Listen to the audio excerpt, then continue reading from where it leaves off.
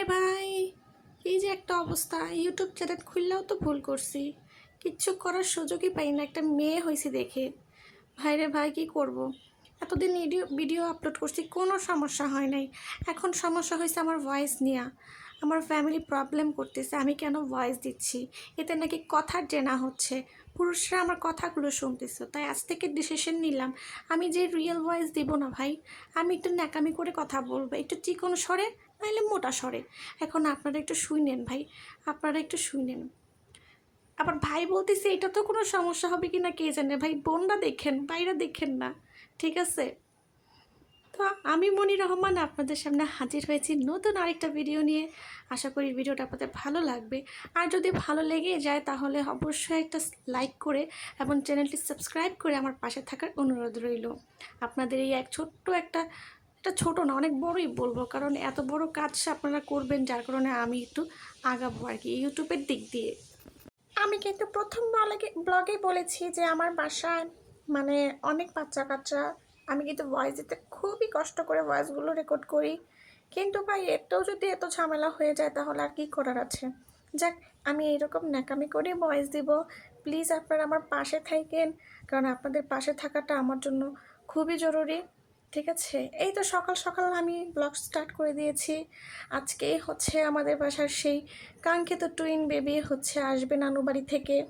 তো আমার বাচ্চা সকাল সকালে উঠে খেলাধুলাতে ব্যস্ত, কারণ হয়তো কি বলবো, বাচ্চাদের কাজই হচ্ছে খেলাধুলা। না খেয়ে থাকবে সারাদিন, কিন্তু না খেললে হবে না, তাদের খেলতেই হবে। আর যেখানে বেশি বাচ্চা কাচ্চা সেখানে তো বাচ্চা কাচ্চা আরও বেশি পাগল হয়ে যায় খেলার জন্য, একজনকে খোঁচা দিবে। তো এই যে ওই মেয়েটা, দুষ্টু মেয়েটা উঠেছে, তার জন্য আমার ছেলেও বস্তার উপরে উঠতে হবে। যেহেতু আজকে আমার ছেলে খুব সকাল সকাল ঘুমিয়েছে, তাই সে আবার 11টার দিকেই ঘুমিয়ে পড়েছে। এখানে ভয়েস রেকর্ড দিতে দিতে আমি কি করেছি, পাতিলার দেখেন হাল কি করেছি। এই তো বাবারা চলে এসেছে, এই তো টুইন বেবি, একজন ঘুমিয়ে পড়েছে আর একজন হচ্ছে কি যেন করতেছে। তো ওদেরকে দেখার জন্য আমার ছেলেও ঘুম থেকে উঠে গেছে। এই যে আরেকটা বাচ্চা যেটার কথা বলেছিলাম, সব তিনটা যে এক সাইজের, ওই যে মেয়েটা আর এই দুইটা ছেলে একটা সাইজের, দেখো আমাকে দেখে আবার আমার কাছে চলে আসতেছে। কতদিন দেখিনি ফুপ্পিকে, ফুপ্পি আমাকে কোলে নাও।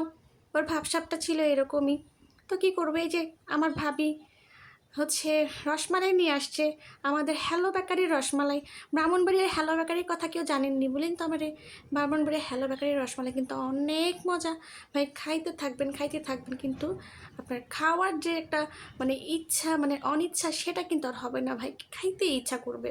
এত মজার রসমালাই, উফ! আমি দেখে আর টিকে থাকতে পারলাম না, আমি খেয়ে ফেললাম আগে সবার আগেই আমিই খেয়ে ফেললাম। আর এইখানে আমার বাচ্চা দেখেন নতুন একটা পুতুল পাইছে। পুতুল থাকাটা আসলে ভালো না, কিন্তু কি করব, সে পেয়ে গেছে। এখন সে এটার সাথে যা করবে, এখন সে একটাতেই নিয়ে ঘুমায়, এটার সাথে কথা বলে।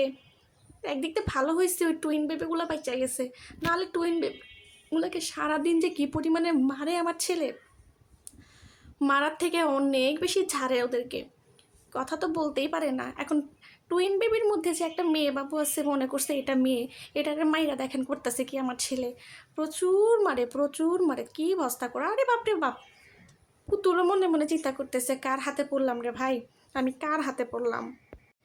এই দৃশ্যটা দেখে সবাই অবাক হয়ে গেছে। এই টুইন বাচ্চাদের মধ্যে একটা ছেলে অবাক হয়ে তাকায় রয়েছে আমার ছেলের দিকে, যে কি মাথাটা তার ডিস্টার্ব দিল নাকি। এই আল্লাহ রে, এটা জানলা দিয়ে ফেলাই দিব, দেখেন কি অবস্থা, ও কি জানলা দিয়ে যেতে পারবে? হ্যাঁ। তো এরপরে ভাবলাম ছাদে একটু যাই, গাছপালার কি অবস্থা। বিকালে তো যাব না ভাবছি, কারণ আকাশের ওয়েদারটা ভালো ছিল না, কিন্তু আপনাদের তো ছাদ দেখাতেই হবে, কারণ যে পরিমাণে ঝড় বৃষ্টি হয়েছে রাত্রেবেলা, কি একটা অবস্থা দেখেন। গত ভিডিওতে কিন্তু এই গাছটা কত সুন্দর ছিল, আর আজকে কি অবস্থা, খুব ক্ষয়ক্ষতি করেছে। আমাদের তো জাস্ট এতটুকু, আর না জানি মানুষের কতটুকু ক্ষয়ক্ষতি করেছে আল্লাহই ভালো জানে। কি একটা অবস্থা গাছের দেখেন। আমার আম্মুর তো মন খুবই খারাপ, কারণ খুব যত্ন করে আমার মা এই গাছগুলোকে, আর এই গাছগুলো আজকে এরকম হয়ে গেছে। আমার মা পারে না, সে তখনই যায় রাত্রেবেলা দেখার জন্য গাছগুলা। এই দূর থেকে দেখেন এই গাছের সবগুলো আমের ফুল পড়ে গেছে, খুবই খারাপ লাগলো ভাই। গাছে একটা আম ধরবে, সেটা খাবো, ভর্তা করবো, ভাই এটা তো সবাই চায়, তাই না? আমি আবার একটু ঘুরে ঘুরে গাছগুলো দেখছিলাম, কি অবস্থা। মানে এই যে দেখেন, এটা কিন্তু হচ্ছে ড্রাগন ফলের গাছে, না জানি কবে ড্রাগন ধরবে আর খাবো, বলা নেই। কারণ এটাই গাছটা লাগাইছে মনে হয় আরও 1.5 বছর হয়ে যাবে, এখনও গাছটা এতটুকুই রয়েছে। আম্মুই ভালো জানে যে কী যত্ন করে। সারাদিনই দেখি আমার মাকে ছাদের মধ্যে থাকতে, সকালে একবার, দুপুরে একবার, আর বিকালে তো আছেই। এই দিক দিয়ে আমি আবার একটু আকাশটা দেখিয়ে দিচ্ছিলাম, দেখেন কেমন কালো হয়ে গেছে, কিন্তু বৃষ্টি আসে নাই।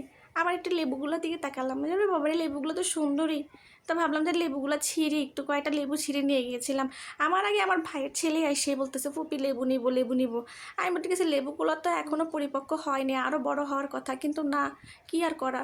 ওর কথা শুনে আমি হচ্ছে 4টা লেবু এমনি টুস করে ছিঁড়ে ফেলেছি। আমি ছিঁড়েওনি যে অবাক, কী একটা অবস্থা ভাই, ছিঁড়তেছি। আমার আম্মু যদি শুনে আমি এই লেবুগুলো ছিঁড়া ফেলছি পরিপক্ক না হওয়ার আগে, না জানি কতগুলো বকা দেয় আমাকে এমনিই না করেছে ছাদে আসার জন্য, কারণ বাচ্চা কাচ্চা নিয়ে ছাদে আসলে এই যে এইগুলোই করবে। এখন কি করবো, ওকে তো শান্ত করাতেই হবে। তার জন্য আমিও ছিঁড়তেছি ওর সাথে সাথে। আসে না রে বাবা রে, লেবুটাও ছিঁড়ে না, কি একটা অবস্থা। মানুষ দেখি টুস করে ধরলেই কত সুন্দর ফল ছিঁড়ে এসে পড়ে গাছ থেকে, আর আমি চেষ্টা করতেছি নাকি আমার জন্য নাকি গাছের জন্য, একমাত্র আল্লাহই ভালো জানে। 3টা লেবু পেরেও না আমার ভাইয়ের ছেলের মানে মনে শান্তি নেই, তারা হচ্ছে নিজের হাতে একটা সে পারতেই হবে। তাই আমি বললাম ঠিক আছে পারো আরেকটা। সে হচ্ছে ওই যে ওখান থেকে একটা পারছে, কি করবে, ওই যে পারতেই হবে, বাচ্চা মানুষ তো, বড়রা যা করে ওদের তাই করতে হবে। যে আমার ছেলেও এখানে খুশি, আমি ছাদে আসবো আর আমার ছেলে আসবে না তা তো হয় না। আমি যেখানে যাই আমার ছেলে সেখানে যায়, পারলে বাথরুমও যেতে চায়। কী করবো রে ভাই, কি একটা ছেলে রে ভাই, আমাকে ছাড়া এক মুহূর্তই থাকতে চায় না। মাঝে মধ্যে চিন্তা করি মরে গেলে কি করবি রে ভাই, হ্যাঁ তখন তো মাকে ঠিকই মনে থাকবে না। এই যে ভাই লেবুগুলো দেখেন, 4টা লেবু কিন্তু 4 রকমের, বুঝলাম না একই গাছের লেবু আবার 4 রকমের কেন দেখতে। আবার বাসায় এসে দেখি রে ভাই আমার ভাবি আরও 2 গ্রামের 2 বাড়ি থেকে 2 রকমের লেবু কে যেন পাঠাই দিছে। এই লেবুগুলো কিন্তু ব্রাহ্মণবাড়িয়ার অনেক সুন্দর লেবু ভাই, দেখলেই মনে চায় যে এইগুলো লেবুর শরবত করে খাই, নাহলে ভাত দিয়ে খাই। এরপরে ছোটো ছোটো লেবুগুলো আমার ছোটো মামা গাছ থেকে দিছে তার বোনের জন্য, তার বোনও যেমন গাছ করে তার ভাইও এরকম গাছপালাই করে। গ্রামের পরিবেশ তো বুঝেনি, গ্রামে তো গাছ টাছ থাকে, এটা কোনো সমস্যা নেই, ঢাকা শহরেও থাকে। যাই হোক ভাই, এই যে লেবুগুলো আমি আপনাদেরকে একটু দেখাইতেছিলাম ভাই, 4টা লেবু পেরে নিয়ে আসছি বাসায় এসে দেখে আরও কতগুলো লেবু। এর জন্যই বললাম যে 3 রকমের 3 লেবু। আমাদের লেবুগুলো উপরে রাখবো, দেখেন কার লেবুটা সুন্দর একটু বললেন আপনারা, ঠিক আছে। তখন ওই মুহূর্তে মনে হলো যে এই লেবুগুলো নিয়ে একটুখানি বাজারে যাই গিয়ে বিক্রি সিক্রি করে আসি। ভাই গ্রামে যদি কারো কাছে এতগুলো লেবু ধরে অবশ্যই সে বাজারে গিয়ে এগুলো বিক্রি করে আসবে, না হলে তো তার সামর্থ্য নাই এইভাবে এতগুলো লেবু একসাথে খেয়ে ফেলবে।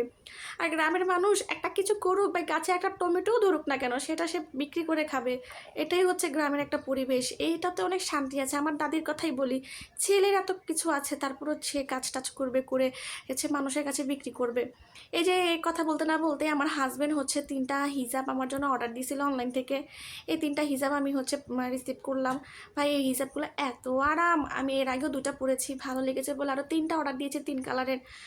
কী বলবো ভাই, ভাবছি আরও অর্ডার দিব। আপনাদের যদি এই হিসাবগুলো ভালো লেগে থাকে আমাকে বললেন, আমি ডিটেলসে দেখাবো না, এবং পেজও হচ্ছে আমি ডিসক্রিপশন বক্সের লিঙ্ক দিয়ে দেবো না। আমার ছেলেতে হিজাব পেয়ে রে ভাই ভাজ করা শুরু করে দিয়েছে, কি একটা অবস্থা। ওই দেখেন পুতুলটাও সাথে নিয়ে রাখছে, পুতুল একটা পাইছে রে ভাই, এই পুতুলটারে দিয়ে এখন ঢাইকা ফেলবে, বুঝলাম না। তারপরে দেখেন আমার ছেলে আমার কত কাজ করে রে ভাই, নিজে মুখ থেকে পানি ফালাইছে, তার মামাতো বোন মুখ থেকে পানি ফালাইছে, সে পানি তার নিজের গেঞ্জি খুলে হচ্ছে এটা দিয়ে মুছতেছে, কী সুন্দর কাজ করতেছে আমার ছেলে, দেখছেন দেখছেন এরকম ছেলে কারো আছে? আমার ছেলে অনেক ভালো, অনেক অনেক আমার অনেক সাহায্য করে, অনেক ভদ্র, কিন্তু মাঝে মধ্যে একটুখানি উল্টাপাল্টা করে আর কি। যাই হোক, এরপরে আমি হচ্ছে খেতে বসি, লেবুটা নিচ্ছি, বা দেখেন আমাদের গাছে লেবুটা পারছি, অনেক ভালো, অনেক রস ভাই, অনেক গ্রাম ছিল, যা বলার বাহিরে। দেখেন আমিও খেতে বসছি, আমার বাচ্চাও আসছে আমার সাথে খেতে। আমি প্রায় চেষ্টা করি যে আমি যখন খাই আমার বাচ্চা যাতে আমার সাথে খায়, এতে কি মহাব্বত পারে, আসলে কি তাই জানতাম না, কিন্তু এখানে হচ্ছে সে নিজে নিজে খাওয়াটা শিখছে আমার সাথে।